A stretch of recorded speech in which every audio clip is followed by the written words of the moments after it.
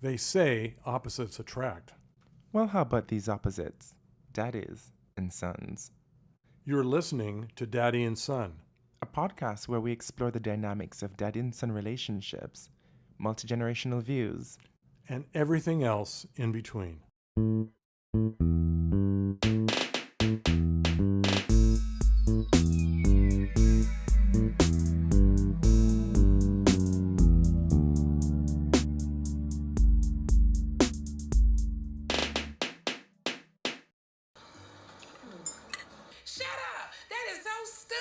Yes, shut up. That is so stupid. And who am I talking about is stupid this week? And I always pull this on you. You're like, what the hell is he talking about? Candace Owens, noted conservative podcaster and negress, according to Nick Fuentes. She has now come out saying that the French government, particularly Macron, is trying to assassinate her, and she has proof. Just because she according to her, because she's telling the truth.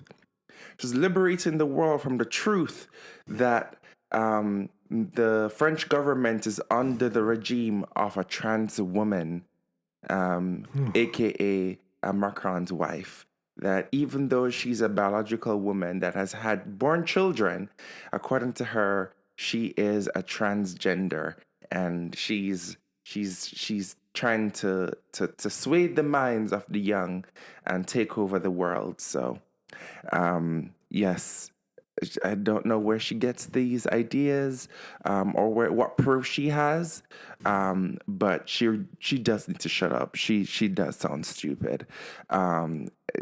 Sick and tired of hearing Candace Owens' voice now. She needs to mind her own business before she loses her husband too. But I digress. How are you doing this week? Good. Oh, we've started, have we? Better than Candace Owens, apparently. You're still alive. Nobody's trying to assassinate you. That's a good start. I confess, I'm not my ignorance of culture. Who is Candace Owens? I don't follow him or her. If you don't know who Candace Owens is, that's a good thing. Oh, good. Okay, you, good. You don't need that kind of information in your life. You don't need that kind of. I've heard the name, but where does it fit into she's a right wing She's one of the popular right wing commentators right now, based in the U.S. She's up there with like the Tucker Carlson, the Ben Shapiro, the Nick Fuentes, the Officer Tatum's. Just all are different. They're on different parts of the right wing movement. Some are more MAGA, some are more white nationalists, some are more nationalists. And like, I must broaden my horizons from time to starting now. Yeah, I think it's to understand the civil war that's going on within the Republican Party in the U.S. You need to understand the podcast sphere, because it's the podcast sphere and social media that made them win the last election, and the podcast sphere, the Joe Rogans, the Joe Rogans, the Nick Fuentes, the Tucker Carlson, the whole sphere of that right-wing movement, and Candace Owens is creating this huge divide. Some people feel betrayed. Tucker Carlson says he's not backing down or apologizing for having Nick Fuentes on his podcast because the MAGA people are fake, and their leaves apparently they'll blow. That's what Tucker says. And in which way? Yes, that's what he said this week. He said, I ain't apologizing for shit.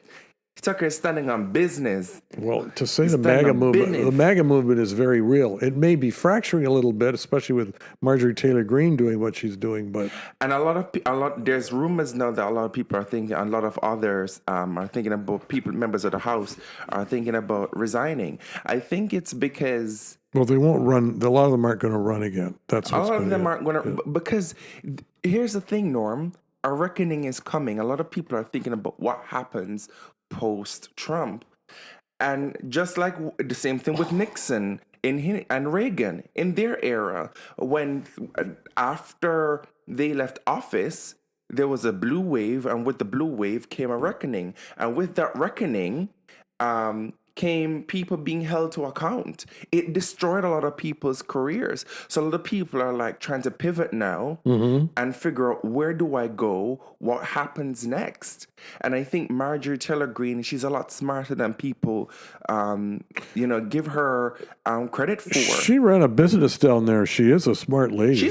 She came out. She ran for public office and came out $25 million richer. If that's not smart, I don't know what is. Well, so I'm not mad at her. What I'm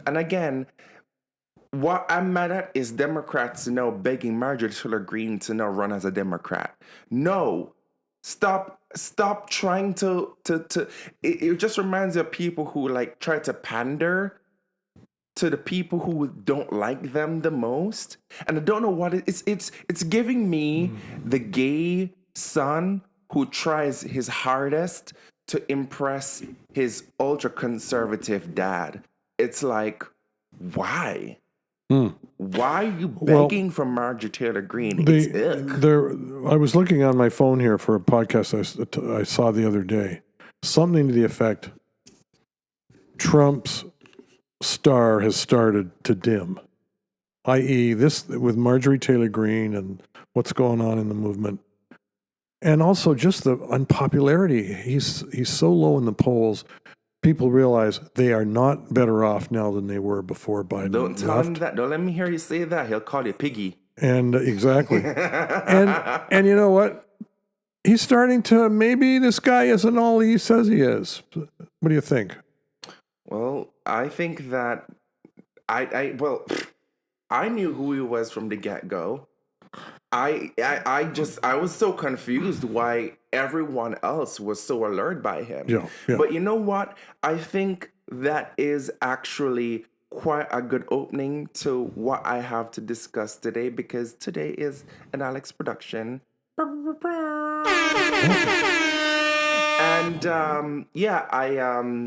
I tell us what you're going to today. Introduce. I want to talk about this wave in populist movement. But yeah, before I get into that, I just want to. How was your week? I meant to ask. Oh. Well, thank you for asking. You never do. Well, no, you told me once I never do, so I thought... I was like, you're such a bad friend. You never asked me how my week Well, I is. did before I came in, when I came in your apartment, so goodness gracious. But I'm supposed to do it on air, folks, so how was your week? You cunt. My week was great. Honestly, like, I went to a naval wedding at a naval base in Halifax. You got back when? Monday, Tuesday? Monday. Okay. And boy, oh boy, did I have lots of fun. Not with the men, I wish I did. But... in Nova Scotia. In Nova Scotia. Which is an eastern province, for those of you who don't know, either than in Canada or the United States. Yeah, or newcomers who probably don't know. Mm-hmm. But, when I tell you, men in uniform, sign me up. They should have called it a temptation base, not a naval base. What a good old time. You're bad. What are we drinking today? What are we drinking? First of all, cheers. Thank you. And cheers, I'm breaking. Oh, careful. I'm breaking a hiatus. I decided not to do any alcohol the last couple of weeks. So I don't know who makes such a decision during Christmas time. How do you explain yourself? So this week we are having something that it's a Christmas classic for me. That is good. I can't believe how good that is. Isn't it worth breaking your hiatus for? You make cocktails that are, the 5-star hotels wouldn't even compete with these. Oh. So this is a pistachio martini. It's a seasonal cream that only comes out at Christmas time. And it's a pistachio cream that's from Italy. Really? Yes. I was going to say, I've never tasted that. It only is sold at Christmas time. Why? I have no idea, but that's the only time of the year that the LCBO sells it. Wow. I think I have a general idea because I was speaking to one of the LCBO managers, because when I saw it on the shelf and I says, oh my God, I haven't seen this in a whole year. And the lady said to me, yeah, it's because we only bring it seasonally because the company that makes it in Italy only releases it at the end of autumn of every year. Oh. And they only have limited quantities. So I bought 4 bottles. I was just like, Is that the bottle I was looking at when you... yes. I don't know, I haven't seen that before. yes. Yeah, Mamma mia, I'm going to go get some of that tomorrow. It is so delicious. Yes, it is. So That's it's terrible. pistachio cream with a bit of something like a Baileys, but it's not Baileys. It's called Cartier. Okay. Irish cream. So Irish cream, you don't have to use Cartier, but you can use any Irish cream. 3 measures of the pistachio cream with 1 measure of the Baileys or Cartier and 4 measures of vodka. And it is, if you want a more creamier drink, I like mine to be a lot less creamier. I like it more vodka forward because when it's more vodka forward, especially because I'm lactose intolerant, I don't have stomach issues afterwards. So if anyone is listening and they're lactose intolerant, this is a way that you can make sure that you don't, get the runs later on. But not with all the cream. But if you are not lactose intolerant and you like it more creamy, you like that cream, that mouth feel, you like that cream in your mouth, then you can put only 1 measure of vodka and up the ante with the Baileys. Cheers, darling. Well, cheers. This is definitely a cultural experience.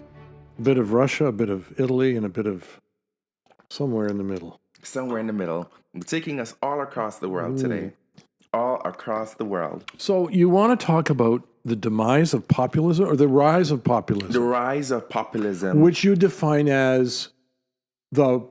And I was you thinking tell about, us. You're the biz ed and yeah, but I don't. I haven't looked at a definition. To me, populism is the people have spoken. Correct. They're tired. They're tired of the bullshit, and they're going to put their foot down. They want to talk about basic stuff, and I've had enough of this woke baloney. Is that what it is? Well, I wouldn't go that far, but populism is somewhere in a simple definition. It's somewhere in between. It's anti-elite. It's people versus the elite. Yeah. Okay. There we go. Okay. Gotcha. It's people versus the elite. Yeah. And woke has got nothing to do with it, really. I mean, well, kind of not. Yeah. Because here's the thing. It's the people versus the elite, but the elite have taken African American verbiage or language or black language in North America and bastardized it and made it political, such as words like woke. So is that a black? Oh, absolutely. Okay. So I never understood what that word meant. The term woke came out of the Black Panther movement, the Black Panther Party. Is that right? Which is a civil rights party from way back when. And that no longer exists, obviously, but the movement still lives on today in our minds. A very rebellious. Yeah. It wasn't the whole civil rights movement for sure. Correct. It was just a wing of it. Exactly. Like MAGA is a wing of republicanism, right? Yeah. Of the GOP. Yeah. So it's just a wing of it, a more radical wing. Radical and violent. Yeah. And one thing that came out of it was, as it died down, was that people would always say "stay woke" and they'd put their hand up in a fist. Oh, really? I did not know that. That's interesting history. That's where it came from. So that's where the term "stay woke" came from. Okay. When someone said, and "stay woke" was something that black people would say to each other to encourage each other to stay aware, stay alert, stay aware. Don't. When you're driving on the street, if you see a cop car, make sure your hand is at 10 and 20. Is that the correct term? 10 and 2.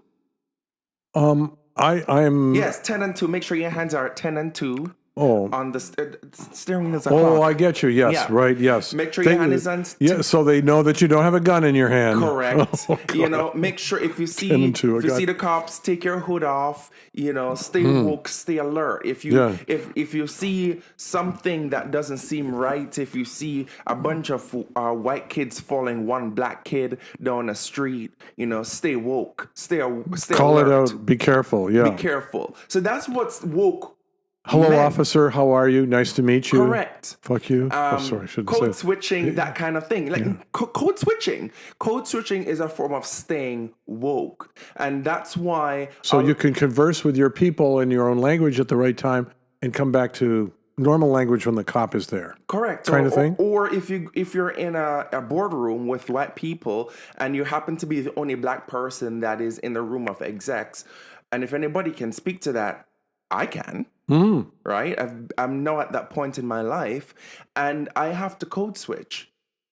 Whether that's between me doing African American vernacular, or you know, Jamaican patois, or speaking Creole, and then coming right back to the Queen's English. And a lot of that is a part of being woke. It's being woke, understanding that I can't be 100% me in that room full of white people because Well- they will otherwise feel threatened, because they won't see me as professional. They won't see me as But you want to be perceived as professional when the situation calls for it, right? but why is it that me having a Jamaican accent, or me speaking African American vernacular would seem as unprofessional? But it shouldn't. It shouldn't be. It shouldn't. Like, that's wrong. It should not be seen as unprofessional. That is your accent. That's your language. As long as the words you speak are suitable to the environment and the discussion at hand. Well, that's where I'm coming from. That's where I was going to go next. But someone who is maybe from Smallville. the prairie, Smallville. Smallville, Saskatchewan, who has a drawl and has maybe still come from a rich family, like an oil family, and That's Texas, honey. They don't have drawls in Saskatchewan. yes, they do. Oh yeah? Oh, I've yeah. never heard of They drawling. absolutely. I can call one of my friends who's a hunter and owns multiple hunting ranches in Saskatchewan right now. Well moneyed. He's got a drawl. You can tell he's got a Saskatchewan. I didn't know there was a Saskatchewan accent. From Aberdeen, Saskatchewan, and has a very, very, very deep drawl. Shows how much you know. He grew up in Tennessee, honey. Come on. I'm not. No, right Drawl. here in Canada. No, okay, carry on. Sorry, I interrupted But you. no. I'm telling.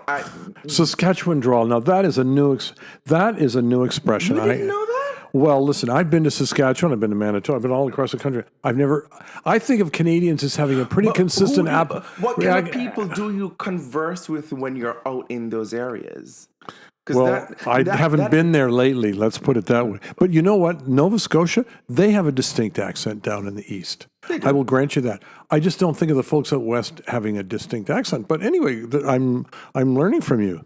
Well, yeah. And you're more traveled than I. You're the guy that's driven across the country in a car for not once but twice. Twice, yeah. From I can't believe that. I cannot believe that.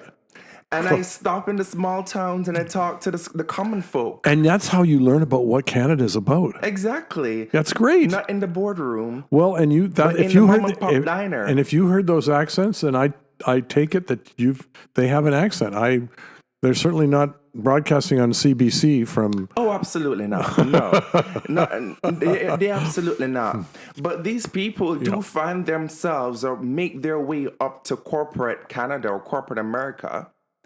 You know, in their cowboy hoods. Yeah, because they're business. Some of their business. And their cowboy hats. Yeah. And they aren't seen as unprofessional.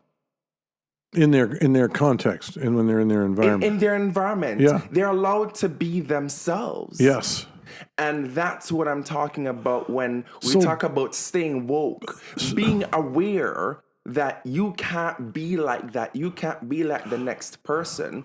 And the way to fight the fight is not by being abrasive, but the way to fight the fight is to infiltrate, to get in, play their game.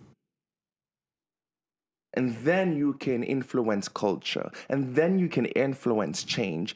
Me being able to have dreadlocks or braids or an afro, which I have now, while being A tainted one I now notice too. while being a director in a multi-million dollar organization is not something that 10 years ago my peers could have done. Well, And I know that because and I would all the encourage. older black men who work in my industry are all bald. Now, let me ask a question. How do you find the average Joe white man? And let's face it, most of corporate Canada is still pretty white. Some of it's gray or graying. How do you find? I mean, if White I and were, silver. I'm a silver. You know, if I'm in a And you boardroom look listening to you, so good being it, honey. huh? Oh, do I? Thank you so much. So good. You know, you know me. I'm an open person. I accept people at where they're at, as long as they're polite. There's talking about what needs to be talked about. I don't care what color you are. I don't care what you're wearing. Please don't bring a whole lot of perfume in or cologne on your skin when you're in a meeting or in a small space. You and Colston could definitely mesh with that. He's literally allergic.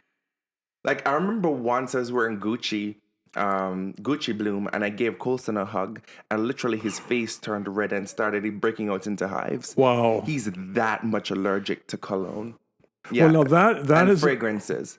and would you say that it's more likely a person of color is likely to wear a cologne in a business setting than a non-white person? I just think people of color in general are more likely to wear fragrances. Okay. When I think about my Persian brothers and sisters, my Egyptian brothers and sisters, my Iranian brothers, You have such an eclectic group of friends. my Latina brothers and sisters, Senor. they all are big on fragrances. The whole Silk Road. Would they wear them to work? Oh, absolutely. The whole the cult, as far back as the culture of the Silk Road, what did they trade? Oils, spices. Yeah. And most of these oils and spices today are used to make colognes, whether that's orris root or bay leaves, marajam, turmeric. Bailey's, did you say? I'm just kidding. You know, lemongrass, musk. You know, all of these Scents. these fragrances and scents that were traded on the Silk Road are used to make fragrances today. That is a really good observation. So in a way, there's a bit of a cultural difference there, isn't it? It's how people make their money. So while, one of the things that I've heard some of my white friends joke about is like, you can always tell when an Indian is walking down the hallway walked down the hallway because the hallway smells like Curry. like curry. Yeah. Or you can always tell when an Arab walked down the hallway because the hallway smells like expensive fragrances. And the truth of the matter is, people joke about these things, or just as much as they joke about black people loving watermelon and fried chicken. But what a lot of white people don't know, because this history isn't taught in school, much like the meaning behind staying woke, is a lot of these things, whether it's palm oil or fragrances or curry or fried chicken, it represents economic freedom for a lot of these minority groups. The ability to have, they express. It's part of their cultural expression, right? Let me. Yes, I agree. That's a part of it today. Yeah. Or that's what it's evolved into. Yeah. But fried chicken, as an entity, as an example, Which I love, by the way. let's start there. Or watermelon. Watermelon was Very healthy a very fruit. easy crop to grow with a high turnover rate. And very nourishing. And very nourishing. You could grow watermelon in less than 3 months. In the South, honey. In a warm climate. Yeah. Right? Y'all can't do that in Ontario in December. So it was something that was so easy for ex-slaves to grow and sell as a means of making money. Same thing for fried chicken. So they'll pop up what they call juke joints, right? And then a juke joint, which is just basically a pub, but they only sell like moonshine. They would sell moonshine and catfish, or moonshine and fried chicken, right? And that was their way to economic freedom. Yeah, So yeah. it was more than just delicious food. It was their way of putting money in their pocket so their next generation of kids could go to college. The next generation of kids could learn to read and write. It represents economic freedom. Same thing with spices.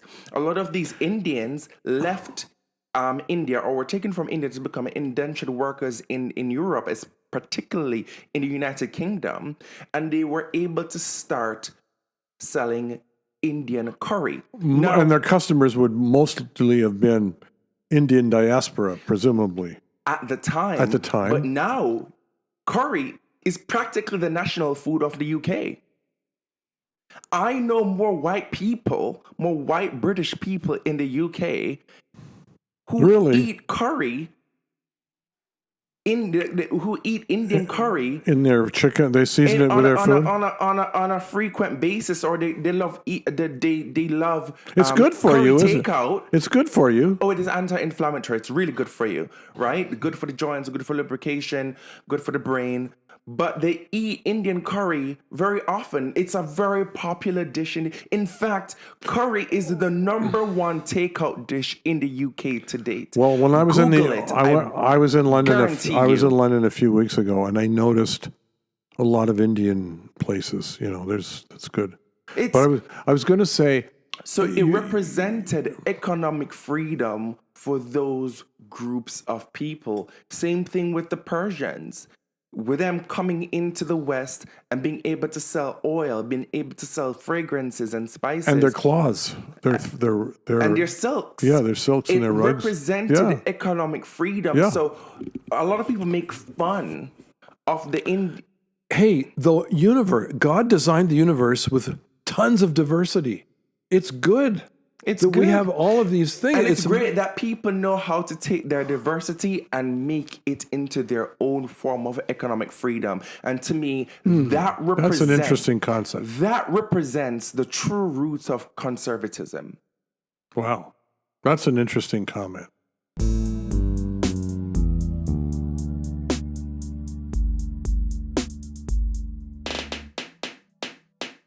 Well, it requires, though, an openness, and there's a lot of unopenness, especially in the United States right now, and to any diverse. And a lot of that is due to a wave in populism. Now, populism in itself isn't a bad thing. I just want to start there, right? But the whole anti-immigrant or anti-diversity movement, right? People thinking that diversity is bad, diversity is going to hurt them, diversity is going to change their way of life, whether that is LGBTQ, emphasis on the T, the trans community, or people thinking that affirmative action or DEI, or EDI, depending on where you live in the UK, they focus on the equity more than the diversity part. EDI used to be electronic data interchange when I was. I don't know what that is. In electronic data something or other. Anyway, this is going back to the 80s. I see. Yes, before the internet. I always leave it to you to give us the history. Historic yes. How we used to do things or say things, yes. What's on top of this? Oh, those are rose petals. So I forgot to tell you, in the drink, I've garnished it with chopped pistachio. Mm-hmm. So those pieces of nuts you're tasting in your mouth. Mm-hmm. It's... No, come now. It's chopped pistachio and then this rose petals on top. Do you like tasting those nuts? That delicate flavor. Sorry, folks. Do you like them nuts in your mouth? Sometimes. It's nice and creamy, isn't it? It is here. Okay, we need to behave. We need to behave. Come on, back on topic. Oh, daddy and son, my goodness. And so, rather than at the time, I think billionaires who control the media, oligarchs who control media today, they control social media, they control the press. What was the name you used? Billionaires. Oh, billionaires. Fine. Yeah. Yeah. Rich people, right. Rich people, they felt threatened because I genuinely believe if the general populace knew how the rich actually lived, if they understood the true divide between the have and the have-nots, if they really understood how different these people's lives are from ours, And how there ignorant would be they a are. revolution. And how ignorant they are of the needs of the average Joe. Oh yeah, there would be a full-on revolution. But somehow billionaires have pumped money into changing the mind of the populace to think that anti-establishment sentiments, right, are no longer the movement or the posture, the position as a society we need to be in, which classic populism tend to be anti-establishment. So how have they decided to attack that? By bastardizing the word woke, by calling anything that They don't like as woke and or socialist, right? It's a us versus them mentality. Socialist is kind of ignorant word. I mean, And this is the thing. Think about it. And this is what I've said this to you multiple times. The US is like a cancer to us. Whatever happens there eventually spreads to here. And you oftentimes say, why are we talking about the US? Why are we talking about the US? We are tied. Hey, listen, I spent a lot of time. I only watch U.S. politics now. I don't care about Canadian politics. They are our biggest trading partner. They are still. And will be when the Supreme Court kicks out the tariff thing. We are their biggest tourist. Well, we used to be. or we used to be. Down 30%. Oh yeah, and even then, we're probably still number one, contributing to a greater population of the tourists that come to the United States. My superintendent is in California for a week. There we go. There you go. Max is in New York for the rest of the week. Really? Right? You know, there's so much that connects us. Yeah, from food to trade. Notwithstanding Trump is an anomaly. He will be gone in 3 years. We'll look back on history and it'll look like a blip. We're joined at the hip. Let's face it. No, we are. And to ignore the United States in any form of conversation, especially when we're talking about cultural issues. Yeah, okay. Is like talking about. It's like ignoring. Start over. It's like living in an apartment building where you are above the meth lab. And you think that ignoring the meth lab and being like, oh, that's not my business is the way to go. But the only twist to the story is the junkie that's cooking up meth in the lab underneath your floor is your older brother. Or he's got an apartment just down the hall. That's the United States. It's our older brother that's below us cooking up meth. Or everybody's on meth. Take your pick. It's time to go to Buffalo for a day, don't you think? I remember the times when we were. Remember when the LCBO was on strike, the Liquor Control Board was on strike, and it was closed for almost a month. I was desperate. I was this close to driving to Buffalo to buy a bottle of vodka. This close. I remember when there was a beer strike, and the only beer available at the liquor store was Old Milwaukee. I don't know what that is. And you might as well have drunk water. But it was the only beer that you could buy. It was terrible beer. But people went and bought it anyway. Anyway, that's one way of putting it. But anyhow, I say that to say, or I kind of or led with that because I want to discuss why someone being a socialist or being progressive or being progressive woke economically. or anti-fascist, Are we talking economics or social, cultural? both. I want to, and you're going to see how it intertwines, because I want to know, why did all this start becoming bad? Or want to discuss why all of this started becoming bad, or why the populists shifted to be, Did you want an answer? rather than being anti-establishment, to be for the establishment. You know, when did this wave started? The anti-woke wave, you mean? The anti-woke wave. Okay. And of course, this existed long before 2016 when Trump took office, but I think it became exacerbated because of COVID, or during COVID. I think people had way too much time to spend on the internet, and people have not fully weaned off their lifestyle since COVID. Think about it. A lot of people still work from home, including myself. You know, a lot of students still are predominantly only taking education through online courses. Yes. You know, the world has changed. COVID has changed the world. There was way too much money to be made. From pharmaceutical to political, there was way too much money to be gained, and the world has changed since COVID. So, well, that's kind of where my angle with this discussion this evening. Well, you ask a good question. When did the anti-woke and why did the anti-woke movement develop? Is that kind of it? Is that the... So what do you think? Well, I think it's because people are hurting.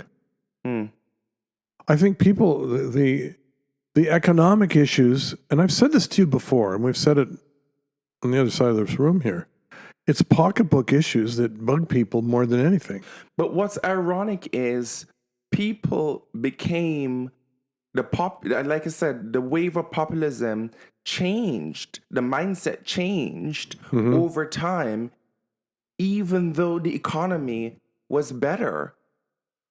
Employment was at 2% in Canada. Oh, it's never been that And now, yes, it was. And unemployment was at 2% in Canada, and now it's at 10%. It's never been two. Two is average is 3. 3% is considered full employment, basically. Back in 2018, employment in Canada was 2.8%. Okay, that's the lowest it's ever going to be. That's basically 3. That is the information that is available on StatCan. Again, Google is your friend. Today, and I made sure to check it because I have it in my notes. That makes my point. Economically, we're suffering more than we were 6 or 10 years ago. Not only here, but in the United States. I'm hearing it more in the U.S. Trying to make. Yeah. But this change happened when things were better. Now things have only gotten worse. Which has maybe accelerated the movement away from wokeness or more populism. I don't know. I mean, do you think that's happened? I'm not saying it hasn't happened. I'm saying it doesn't make sense. I think people are more concerned about their pocketbook than their cultural issues. Their voting strategies has only made things worse for them. It hasn't made things better. Are we talking Canada or the U.S.? Both. Well, I think in the U.S., I think people are beginning to see through King Trump. And I think they're beginning to see, this guy's bullshit. He promised all kinds of stuff. We're not getting it. I don't know if that's a pro or anti-woke thing. I think it's just people realizing, hey, I don't like this. Now, if you're a Democrat, you're really championing this. If you're a MAGA person, you're thinking, nah, this is all temporary. Well, here's the thing. I think... You know what I mean? I know I get what you mean. I just think that as a way to take back power, what conservative people have done, especially particularly conservative billionaires, the ruling class, what the elites, what they have done is that they formed a campaign to bastardize social issues. When you say bastardize, what do you mean? You mean dismiss them? To dismiss them, make them seem like they're fluff, to make it seem as though basic human rights is garbage, and what the thing that is most important is your pocketbook. Not that it isn't, because you could afford to send little Timmy to summer camp. You could have put food on the table. You did have a sustainable job. You did have affordable health care. You did. But we're in an anti-billionaire moment right now, Hold on. right? But you did have all those things. We had some of them. But then, no, we don't. And on top of no, we don't. Because it's tough economically. And no, on top of we don't have those things. People who once had rights have their rights stripped. And That's Trump, right? That's bodily Trump. autonomy which once was the hubris of conservative value, has been stripped for women. So 50 plus years of women's suffrage is now at risk.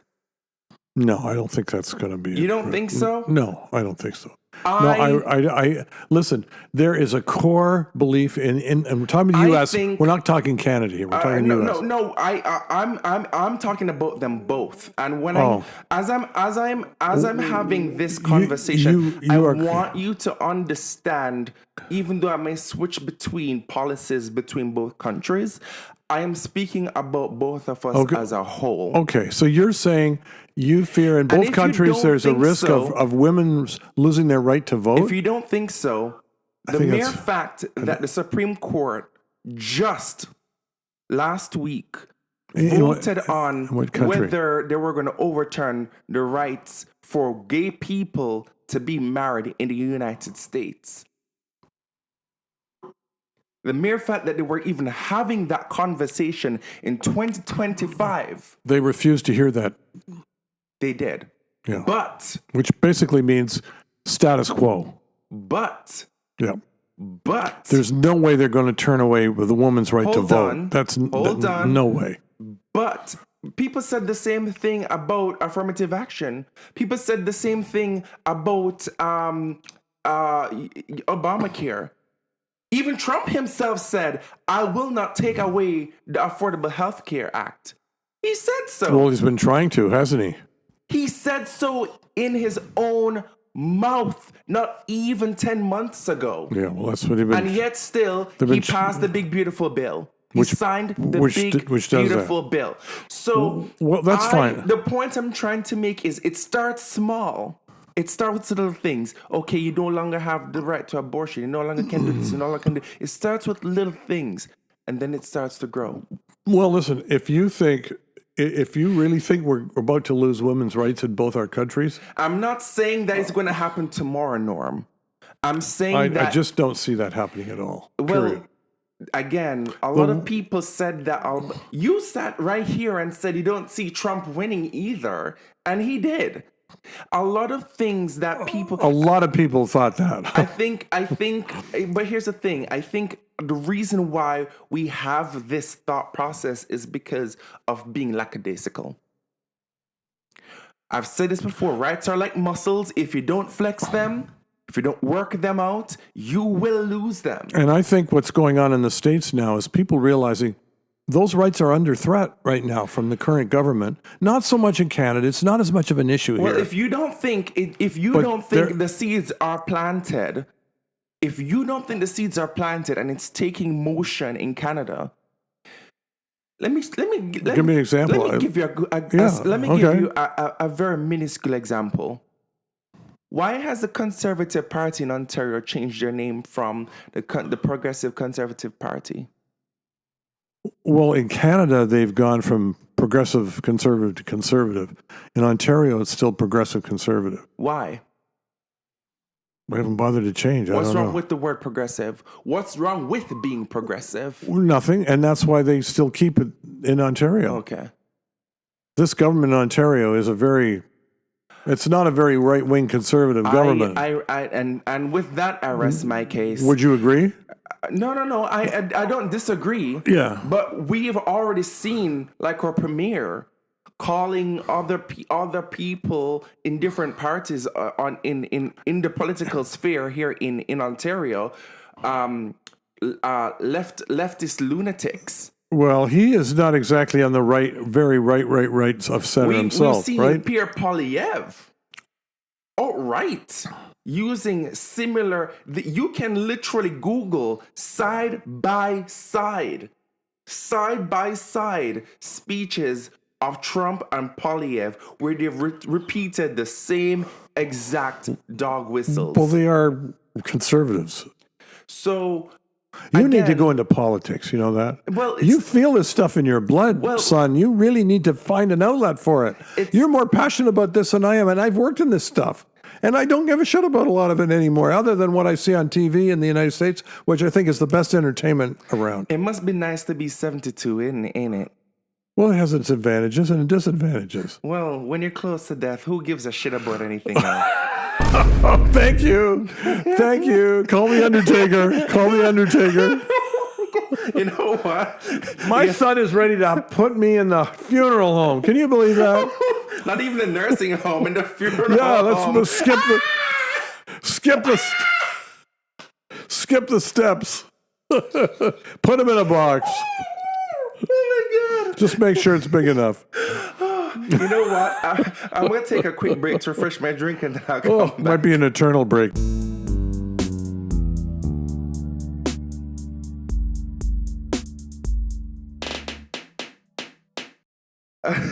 So we're going to talk about the next half So we're hour? back. We're back.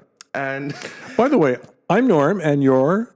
And I'm Alex. Yeah. And you're listening to Daddy and Son, a podcast where two friends of different generations, talk about multi-generational things. God, that drink is strong. It is. And you finished, you're drinking faster than I am. What did you say? Have a sip, can't take a step. Can't even. But we talk about shit. We talk about shit that was passionate to us, that we have on our mind, and we just, Yeah, we don't often agree. We don't always agree on stuff. Some things we agree on, but we approach a lot of things based on our upbringing, our age, our education. Correct. Our cultural experience and the people we have in our life now. Emphasis on the cultural experience, I feel that. Yeah. Yeah. You're relatively new to Canada, I mean, in the last 10 or 12 years. Yeah. I lived here all my life. But I feel in a way you're more up to date on what's going on culturally than I am. Because I drink and I know things.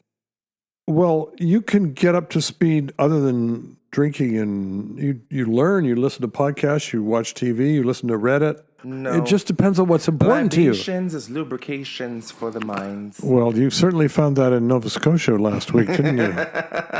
As we do every Friday night here. As we do every Friday night here. What do we say? Cheers. Yes, and I won't be drinking any more after this today. I'll take your share. After today. After I didn't today. say after now. Oh, okay. Okay, after today. Yeah. So why is some people calling socialist like it's a bad thing, or Antifa like it's a bad thing? Antifa, by the way, means anti-fascist, or like, why are we dropping off the Progressive Conservative Party of Canada? And I don't know the history to that, by the way. But again, a lot of this is following suit of conservative movements in the United States. By the way, I tell you, I think why the PC party did that was partly because of the reform. When they came into the Conservatives back 15, 20 years ago, were a much more right-wing party. And that was one of the compromises that the PC party agreed to, was to drop the progressive part. I'm hunching. I don't know for sure, but it would make sense. They definitely did drop it when they dropped O'Toole because he was very progressive. He was very anti-immigrant. He was a very He was progressive or no? He was very pro-immigration. He was very pro-small business. Yeah. He was very pro. He was people first. Yeah. And he did what certain people right now in power, like Doug Ford, is good at. He listens to the populace.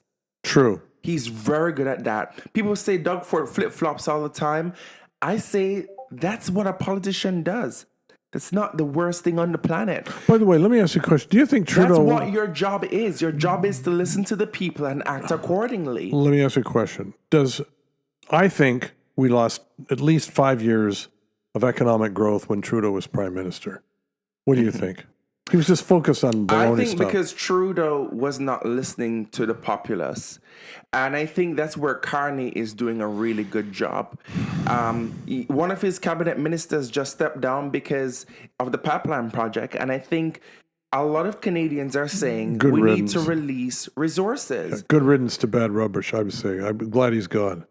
He was an environmental pain in the ass. Well, I think he, as a minister of culture, is... No, he's a minister. Well, he had been a minister of environment. And, he was still a climatologist par excellence. Well, and Carney is an environmental attorney as well, as an economist. But I think Carney understands that there are certain things that must be done for us as a nation to be prosperous.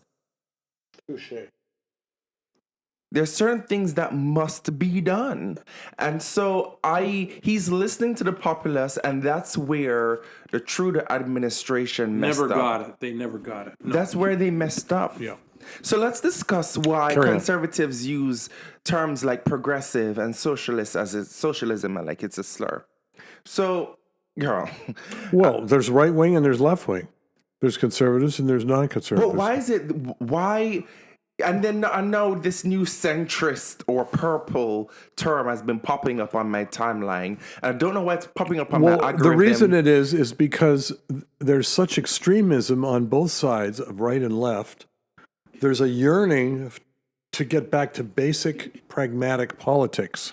But when is it? Why is it? How is it that wanting people to have money in their pockets, wanting people to have free health care, wanting... Or affordable health care. Or affordable health care if you're in the United States. Yes, correct. Why is it those things are considered as radical?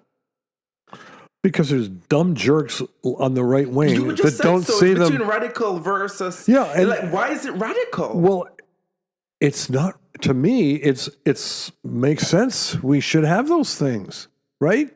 It's radical to people that don't believe that it's something you should have. I think the Overton window in the United States... What's that? Say that again? The Overton window. I'm not familiar with that. Oh, it's a political term. Overton window, it basically means whatever is the overarching arc at that time. What's the idea or ethos? Idea, correct. Overton window. Yeah. I will be honest with you. I'm a fairly educated, culturally attuned person. I've never heard that word before. Really? Expression. Thank you. Overton window. Carry on. I think in the United States, it's quite tight. It's quite tight. And I think it's full of tension for sure. Right? Is that what you mean by tight? Yes. Yeah. Absolutely. I agree with you.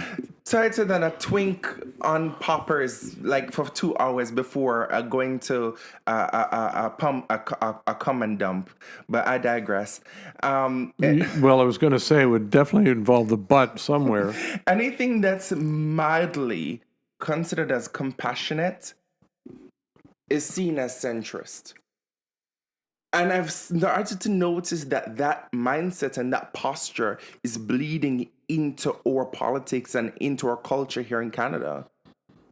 If someone says, like I told you, last year, or earlier this year, I asked my Indian immigrant girlfriend why did you vote for Polyev in the last general election? And she said to me, because he wants to lower our taxes. And I think that is a good thing. And I said to her, Pocketbook issue. this is someone who is making over $200,000, but I digress. But I said to her, Iksha, I did one time. did you even stop to think that maybe the problem is not paying taxes, but the problem is holding our government officials to how our tax dollars are spent? Good point. Taxes are important. Very good point. Very fair point. For our country to run, and forget about paying for immigration. Forget about paying for welfare. What about the garbage that's on the street? But the perception she has is there's no way of making them accountable. They're not doing a good job, so why should I pay for it? That's kind of where she's coming from, I would expect. I'm happy to say my tax... and that is a fair assessment. Yeah. But the mere fact that the first thing that she jumps to is saying that why are we giving money to Ukraine? Why are we giving money to welfare? Oh, that sounds like a real Trumpian thing, doesn't it? Right? Which is like... Well, she's on the very right side of the Tory Which is why... spectrum. Disregarding foreign affairs, disregarding how social affairs protects you. I've said this to my own friend Max, who is, for all intents and purposes, she's a conservative too, I presume, and she's a right? conservative. Yeah. And I've said this to her, why is socialism bad? Do you want to see poor people in your neighborhoods? Do you want to be walking downtown and going shopping at Louis Vuitton and Gucci and seeing homeless people sleeping outside of Saks Fifth Avenue? Like, is this what you want? Is this a society that you want? People being able to pay bills and having the bare minimum keeps you safe. Keeps them from going to the bridle path and robbing your homes. Them boys don't even know where the fucking bridle path is. So you think if you hear her tell you how many times our neighborhood gets robbery, but I digress. Well, they get robbed by people that already have money and have cars. The kind of people that live between here and where I live that I walk by every now and then. They don't know where the bridle path. They don't know where the bridle path is. But that's what I'm talking about. I get your point. Like, I get your point. Why is anything that's mildly compassionate seen as like a radical makeover and queer eye? Well, you know what? It's not to a lot of people, and it's not to even conservatives. I can see the need for certain compassion in politics. What I don't want to see is handouts. I don't like free handouts. I don't like giving people that have violated their laws. What's wrong with free handouts? Well, I got free handouts when I came to Canada, and without the free handout, I would never be where I am today. Let me qualify. That's not a free handout. It was a free handout. I didn't have to do anything to get the welfare check. What I don't want to see is people depending on that. And yes, I just want to put that out there to the listeners that I was a welfare baby. Yes, I did come to Canada. I was poor. I was homeless, and I did collect welfare. And we give money to people that are first here. That's a good thing. People need a little bit of seed money to get started. Lose their jobs, who are down on their luck. Well, unemployment made bad investments. Well, unemployment. Forget about bad investment. If there's unemployment insurance, there's unemployment insurance for that. What I don't want to see is why are we handing out free drugs to people? That bothers me, and that bothers a lot of people. Why? Food, give them food. I would love to see, you know what bothers me? I go to the LCBO today, I bought that nice bottle of Stoli. They said, would you like to give money to the Princess Margaret Hospital? I said, no, thank you. I should have said, what you need to do is give money to food banks because there's a lot of hungry people in the city. Princess Margaret Hospital is the #1 cancer center in North America. And there's lots of people. That is my hospital. I know. And I'm not saying that's not a good cause. But there's a very good cause for people. Right there. But people, there's a lot of needy people. Cancer is one of the #1 killers in North America. So's hunger. And cancer kills more people per year than hunger. Well, I was just saying that I think it's a good cause. Hunger is not as important. Ladies and gentlemen, don't you see the kind of arguments that we get into hold on. quite spontaneously. I'm not saying that I'm not saying that either one is more important than the other. I'm just saying that I am. I am saying Right that now, I think hunger is more important. I'm saying that cancer should be treated just as equally as hunger. Cancer's fine. It's that there's a lot of money going to health already. There's not enough going to health care. No, and I'm a compassionate conservative. It's more than that. I am a compassionate conservative. Then why wouldn't you give money to a cancer society? I do. Princess Margaret is a number one cancer hospital. Let me tell you. Let me explain something to you, Norm. I gave money to a person doing a run for cancer recently. Let me explain something to you, because you think that it's just like prostate cancer or breast cancer. Before you open your mouth, let me explain something to you. The type of cancer I have is an offshoot of leukemia that's called polycythemia vera. Look it up. Less than 1% of people in the world. Less than 1% of people in the world have this form of cancer. As a result, the research of polycythemia is underfunded and it's under-researched because it's not profitable. And it's important we do that research. Let me finish. I because agree. a lot of people don't have it. Fine. I agree it's important. Let me finish. Most people who get this cancer die within 2 years. How long have you had it? I've had this cancer going now for 5. 5 years, that's what I thought. And in remission for 2. I know, tremendous. And you're healthy and you're fit and it's amazing. And you'd never know you had this. Okay, all nice phrases, but hush. Let me finish. Okay. Now, Princess Margaret supplies every single person in Canada that has that blood cancer. Do you benefit from it? Would you like to know why? Tell me. There's no other cancer hospital in Canada that has specialists and hematologists that specialize in that particular form of leukemia. Okay. I accept your point that health funding is important, hospital funding is important. I was just saying. That's besides the point. You're not understanding what I'm saying.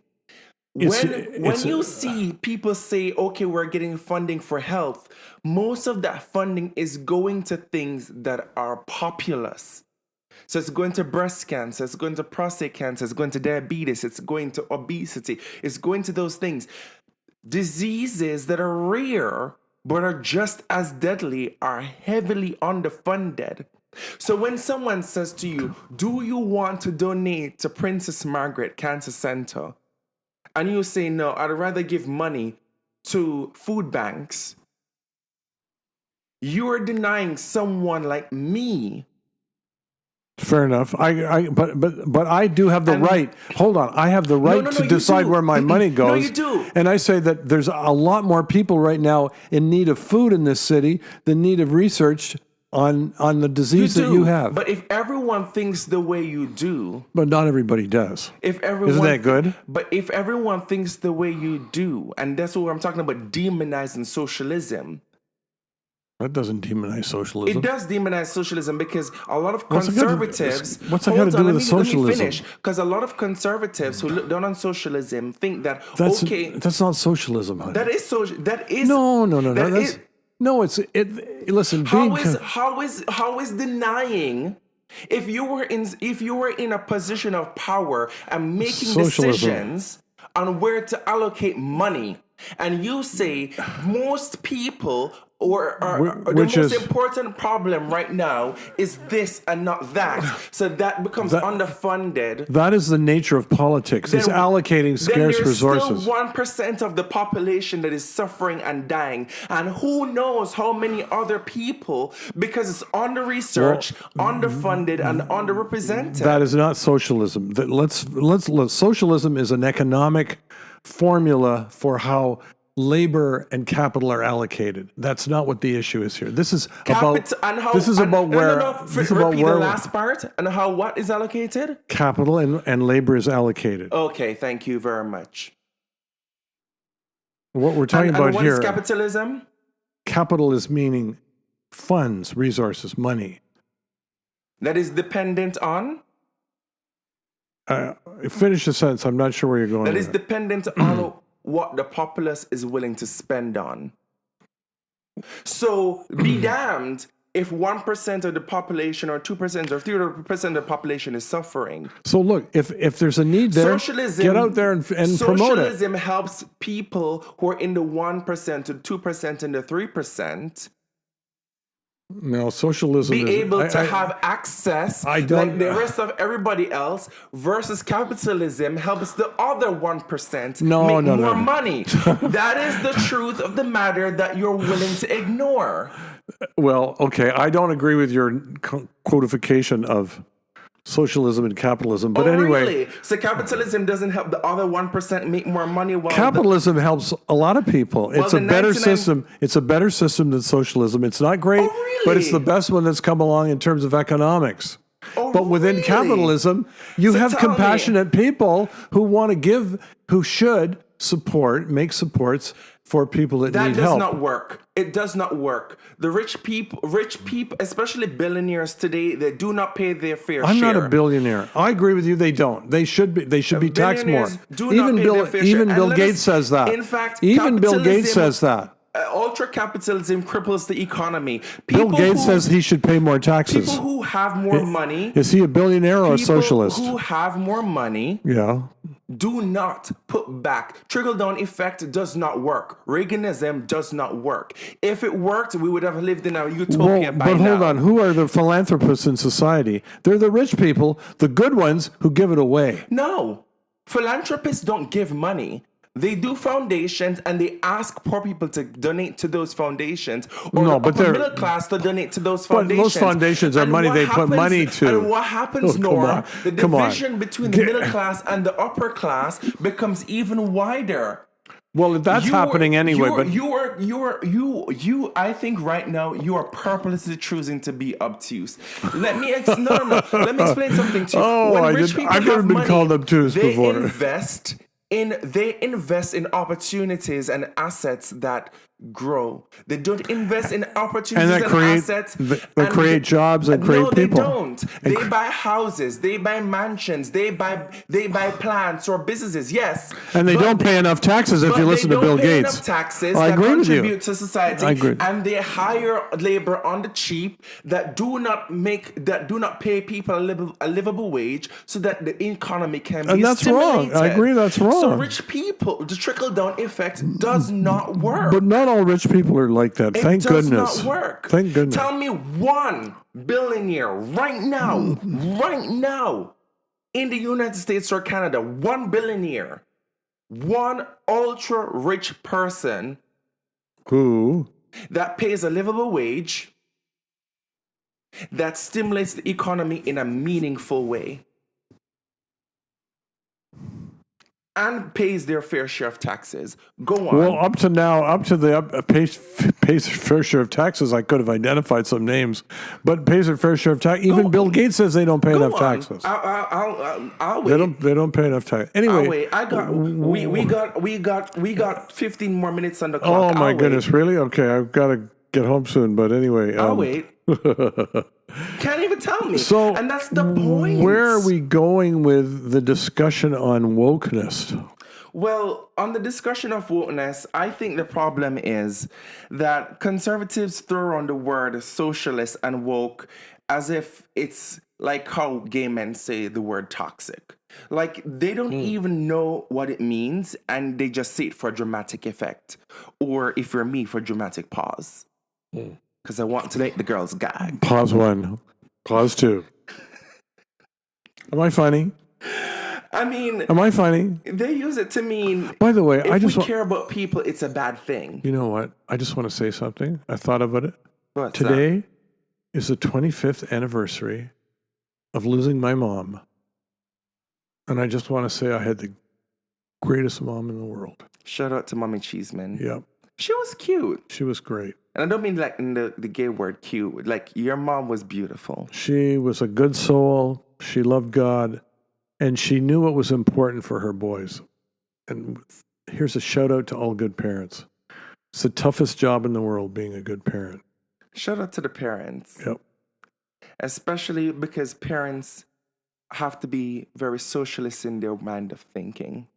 They have to look out for all their kids equally. Yep. They have to make sure that they all have opportunities, and they don't take a capitalistic approach to say, okay, this child You son of a bitch. How do you manage to is the most politicize forward this? thinking. So this child is the one child that we're going to give most of the resources. We're giving him an extra slice of bacon because he plays football, and then all the other children is going to only get one Peanuts. pea. Peanuts, yeah.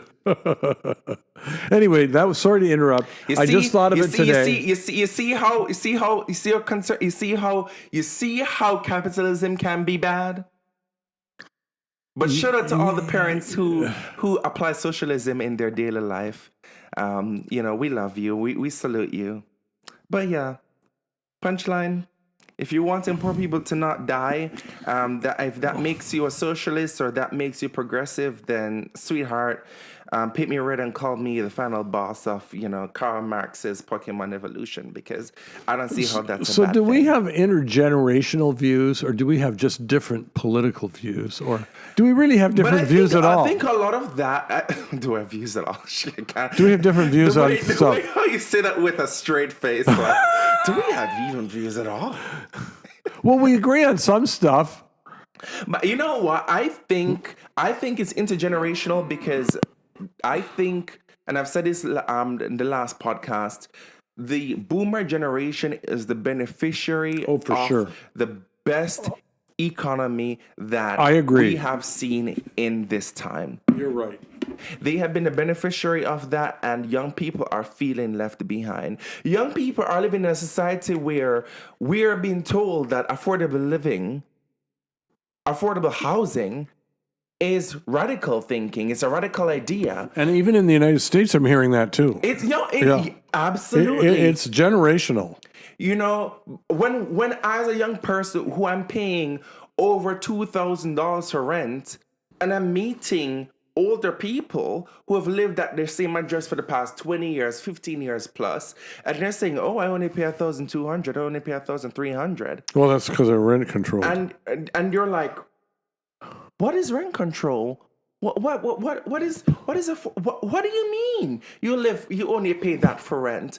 But that's what I'm talking about. Yeah. What do you mean you only paid $200,000 for a 5-bedroom house on Ronsonsville? What do you mean? Young people are coming out of college and are facing with the idea for a same house on Ronsonsville is going to cost them $5 million.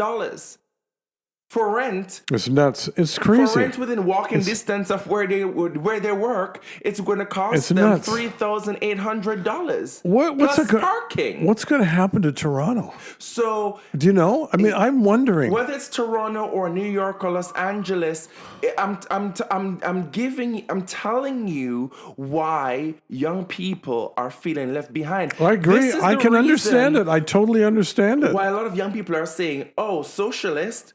If just wanting to be able to keep some money in my pocket is considered as socialist, if wanting free healthcare or wanting free transportation is socialist, then sign me up. That's why no matter how much people want to demonize people like AOC, hell, Bernie Sanders crept so AOC can walk in her 6-inch heels, and then Mandani could run. Tell our folks who AOC is who may not know. Alessandria Otario Cortez. Right. She represents the Queens District. Queens. Yes. Okay. In the House of The Representatives. whole of the Queens? United States. All of Queens or just part of it? Part of Queens. Part of Queens. I mean, it's hard to represent the whole Queens. It's a pretty big place. And, one thing I will say about people like Mandani is that Mandami, Yeah. he's standing 10 toes deep and saying, yes, I am a socialist. He's a good speaker, isn't he? He's basically the anti-Trump. Yeah, that's a good way of putting it. He ran the same exact campaign as Trump. On the other side of the road. On the opposite side of the spectrum. Yep. He ran on affordability. And the right in his backyard. In New York. Yeah. He didn't have to come down an elevator. An escalator. Escalator. Yeah, right. Sorry, I got whatever. the reference. I got the reference. Whatever. And I'm sure our listeners got the reference too, but that was hilarious as hell. But that's what I'm talking about. That's what I'm talking about. Like, people literally young people are feeling left behind and are saying We are the everything that is woke is bad. People are talking about anti-fascism as if Antifa is bad. People are talking about being progressive as if progressive is bad. And the only people who are echoing these messages are people who are beneficiaries of the greatest time in our economy in the modern era. and it's true World though. War II. And it's true though that a lot of boomers will be leaving this world and leaving a lot of their wealth to their kids in the next few years, who will be the beneficiaries of those times. But right now, there's a lot of people struggling to get a home, raise kids, have childcare. I get it. I mean, I'm fortunate. I mean, I'm single. You know my background. I had a house at one time. I don't anymore. I'm a renter. But I am the beneficiary of the boomer generation. I have some savings. I don't need to work. I do work, but I don't need to. Not everybody's in that position. Well, again, when we see again these same oligarchs and these same boomers coming into power, saying that they're doing it with DI, they're saying that things should be a meritocracy, but the people who are of merit, like the Department of the Department of Education leader is calling AI A1, or the mayor of Toronto is calling Toronto. You know, can't even pronounce the mayor of the city. A1 and AI and A1. That was a winner, wasn't it? I think she's gotten too much hit in the ring when she was leading the WWE, but I digress. I think this is why young people are fed up. They've had enough. And you're seeing a lot of young people, including young people who voted up ballot for Trump, but down ballot voted for AOC. All of them are now voting for Mamdani, and they're moving more further to the left because the more conservatives demonize and radicalize things like being woke, radicalize things like being progressive, radicalize things like socialism, I think the more they do that, the more a lot of young people are like, you know what? Fuck it. Just wrap me up in stocking and call me Fidel Stockings Castro. and stockings. That's a Christmas thing. Stockings at Christmas. Just call me Che Guevara and call it and call it a day. Okay. Because the girls are like, if socialism is a bad thing, then we want it. Because what do you mean? What do you mean my first job out of school and I only get to keep $400 in my bank account per month for myself? They're over it. They are over it. And they're over old people telling them that they need to pull themselves up by the bootstraps while also rewarding their friends of the same generation with corporate welfare. What happened to their bootstraps? We have no boots to pull ourselves up by. We can't afford them. And you who are a successful professional earning a very good income with a very positive long-term. I am the exception, not the rule. That's a you good. know enough immigrants of my skin color and my background who have been here longer than me that are struggling. I do. I am not. And I do know one that just got a full-time job at the airport doing cleaning, a supervisor. He's thrilled. Amazing. He's been struggling for 2 years. Good for him. Trust me, I know how much people are struggling in this city. It's tough. I have a heart for it. I do. And this is why I'm using my platform, I'm using my voice to speak about these things, because I'm aware. I am the rule, not the exception. This is why I frown upon other immigrants. I frown upon Latinos for Trump. I frown upon blacks for Trump. I frown upon people who have fallen into the trap of the ultra-conservative. I think a lot of them are regretting their votes. Who have decided that pulling up the ladder behind you is the best idea. No. And it's not. No, it's not sharing. It's when not you pull up the considerate. ladder behind you, the people who are above you will never look out for you, and all you're going to do is stay at the level that you're at. You know, it reminds me of the same thing that Trump is doing to Canada right now. He's kicking our butt with tariffs. But remember, when you make your biggest customer, your biggest supporter impoverished, that's going to impact you in the You long have run. where are they going to spend the money? Exactly. And the same thing, when you kick the butt of somebody below you, you might need them someday. You will need them someday. That's why we have to work. We have to think. And that's why I'm a believer. In what now? Christ? A Christian. Oh, Jesus. What does Jesus have to do with Because this now? we don't think about just ourselves. We have to think about our neighbor. And that's what good politics is about, thinking about your neighbor and loving your neighbor. That's the Christian part of it, but caring for your neighbor is the social part of it. I'll remind you of that next time. Then you bring up an ultra-conservative mindset to me. I'm like, is that thinking about your neighbor? It is. It can be. All right. Turn to your neighbor today and ask them, is the ice cream machine working today? All right.